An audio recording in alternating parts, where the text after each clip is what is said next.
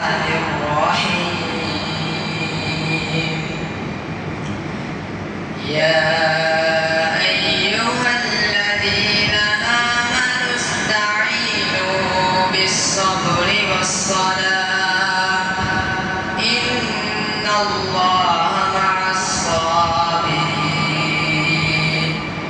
ولا تقولوا لمن يقتل في سبيل الله أموات بل أحياء ولكن لا تشعرون. ولنبلونكم بشيء من الخوف والجوع ونقص من الأموال والأنفس والثمرات وبشر الصابرين